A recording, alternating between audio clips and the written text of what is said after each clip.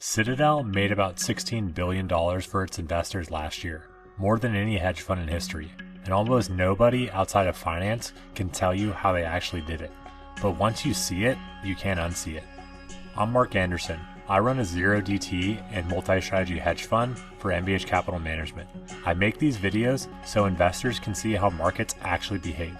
Citadel is the most famous multi-strategy shop on the planet, so today we're pulling the model apart piece by piece. When most people hear Citadel, they picture a hedge fund. One big pool of money, a few star portfolio managers making bets on where the market is going. That's not what it's like. Citadel is closer to a platform. Think of it like a landlord that rents trading capital to 100 plus small teams, and each one of those teams runs its own independent strategy. Those teams are called pods, and the whole setup is called a pod shop. Now stay with me here, because I know you might be thinking, what the heck can I apply from this huge company with thousands of employees? I promise you we'll get there. You just need this basic breakdown first. A pod is usually 5 to 15 people, a portfolio manager, some analysts, and some traders. They get allocated a pile of cash, say $100 million, and set up the rules about how much risk they're allowed to take. And then they trade it. They own their strategy, they own their book. One pod might be trading the spread between two oil companies. Another might be running a quantitative model on Japanese small cap stocks. Another might be doing merger arbitrage in European healthcare deals. None of them know what the other are doing. Now here is where it gets interesting, because the real question is, why is running 100 small teams better than just running one big fund? There's two reasons. First, diversification, real diversification. When you have 100 pods running 100 strategies across different markets, most of them aren't correlated with each other. One pod has a bad month, another has a great month, and the whole thing smooths out. This is the math that makes it wild. If you stack enough uncorrelated bets on top of one another, your expected return stays roughly the same, but your volatility drops by 80% to a much smoother ride.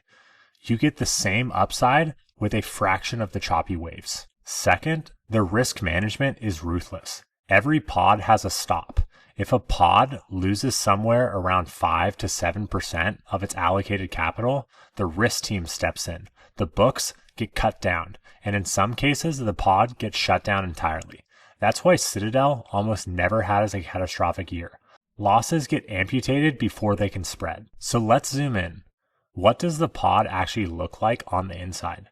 There are basically four roles. At the top, you've got a portfolio manager. The PM is the person whose name is on the book. They make the final call in every position, what goes on, how big, when it comes off. They're the one getting paid on performance, and they're the one getting fired if the drawdown hits. Under the PM, you've got the analyst, and they're not generalists. If a pod trades industries, that analyst covers all the industries. One might live and breathe aerospace suppliers. Another might know every trucking company in North America by heart. Their job is to build the mosaic and feed the PM conviction-weighted ideas. Then you've got an execution trader. Separate from the analyst, their job isn't to have opinions on stocks. Their job is to get the PM traders into the market without moving the price too much themselves. At a big pod, that's its own craft. And finally, sitting slightly outside of the pod, but watching it constantly, you've got risk. Risk is not on the pod's team. Risk works for the platform. Their job is to make sure the pod is following its rules, and they pull the plug if it isn't. Now here's the thing I want you to sit with for a second. If you're running your own portfolio, you are all four of these people. It's the same problem a solo entrepreneur has. When you start your company, you're not just the CEO. You're also the head of marketing, the head of finance, and the head of operations, and the person taking out the trash as well. You wear every hat, whether you're good at it or not. Same thing with being your own investor. When you put a trade on, you are being your own analyst. You're the one who has to actually understand the company. You are being your own PM. You're the one deciding how much to buy. You are being your own execution trader. You're the one clicking the button at the price that either helps you or hurts you. And most importantly, you are being the one that owns the risk yourself. You're the only person in the room who's going to tell you that the trade isn't working and you need to get out. Citadel separates those 4 jobs because they're 4 completely different skills, and they're mostly contradictory to each other. The conviction that makes a good analyst is the same conviction that makes a terrible risk officer. Knowing that one person, you, is expected to hold all 4 of those hats at the same time is step 1. Just being honest with yourself about which hat you're actually good at is step 2. Okay, if you're going to wear all 4 hats, the next question is this: what rules are you going to make yourself follow? Because a pod PM has almost total autonomy inside the box, and the box is really small. Let me give you a sense of what Citadel's box actually looks like, and then let's talk about which of those rules are worth copying.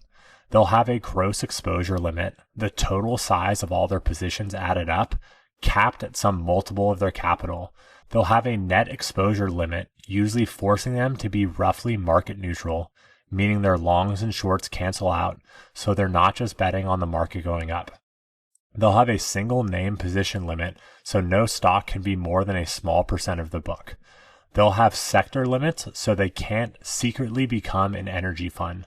They'll have factor limits, so they can't accidentally end up making one big bet on low volatility stocks or high growth names without realizing it. And over the top of all of that, the drawdown stop. Lose too much and you're done.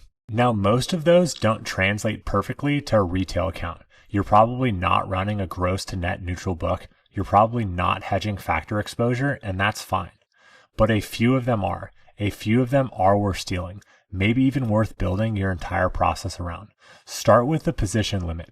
Pick a number, maybe it's 5%, maybe it's 10, and decide that no single stock in your portfolio will ever get bigger than that. The second it gets bigger because it ran, you trim it back.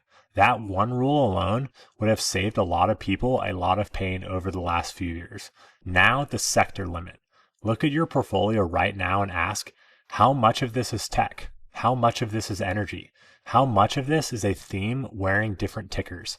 If one sector is half your portfolio, you don't have a portfolio, you have a bet.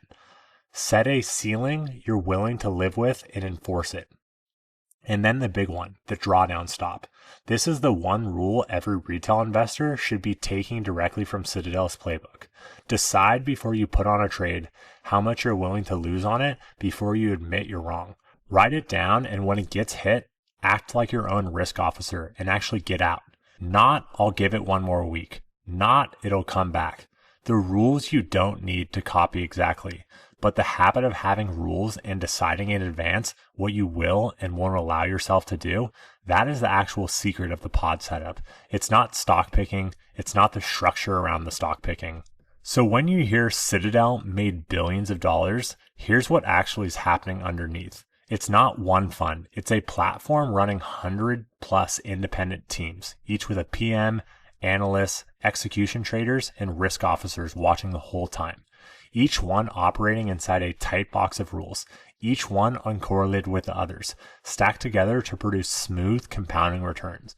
And if you take one thing away from this video, let it be this. When you run your own money, you are the PM, the analyst, the trader, and the risk officer.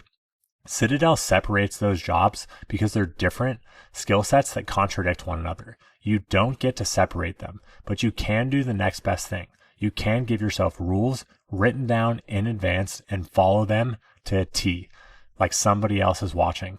That's the part of the pod model you can actually steal.